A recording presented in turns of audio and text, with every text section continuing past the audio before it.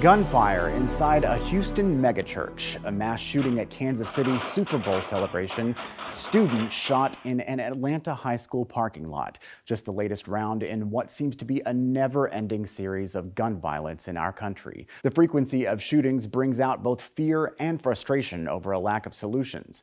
I asked the top Senate candidates how they would work to reduce gun violence. Gun violence is now the leading cause of death for children in our country. As a potential senator from this state, how do you see yourself advancing gun safety measures? Well, I'm also a father of a 5 and nearly 3-year-old, and this is something that I think every parent thinks about constantly, is how can we protect our kids? I'm also a 4th-generation Texan. I recognize and have grown up around folks who taught me about responsible gun ownership.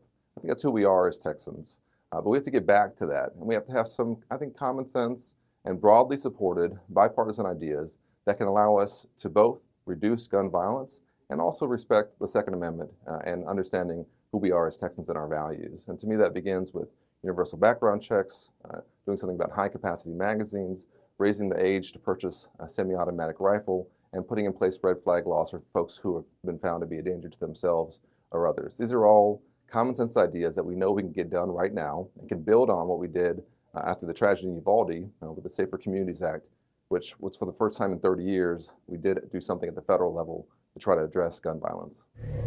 You touched on this point earlier, and obviously it's been a big focus for you, especially in recent times after Uvalde, but gun violence is now the leading cause of death for children in our country.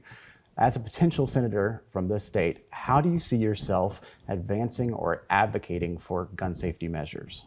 Well, I've exhausted myself talking about guns. You see, Josh, I've seen all of those kids dead. I sued the government. I needed to see where the failure was. And when I signed on the dotted line of their non-disclosure agreement, I got hundreds of hours of body cam footage. And I've seen every cop, when they say there's an AR-15, there's an AR-15, there's an AR-15, they were afraid of the gun. And so I will exhaust myself talking to people across this nation about how cops are in fear of an AR-15 and why we need an assault weapons ban with certain exceptions. The fact is, you're right. It's the leading cause of death of children in the world. We lead the world. We can change that. We can fix that. Those kids died like we trained them. Shut the lights off, close the curtains, go huddle together.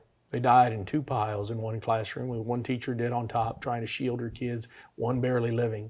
She died in an ambulance outside of that classroom, outside of that school, because so many cop cars would cause so much congestion they couldn't get her out of there. As the death toll rises in Gaza, calls for ceasefire keep growing. How that's spotlighting divisions among the top Democrats in the race for Senate. Plus, we hear from the man they're trying to defeat. What is happening at our southern border is an utter catastrophe. It is a crisis. Senator Ted Cruz gives insight into his ideas on immigration and the border.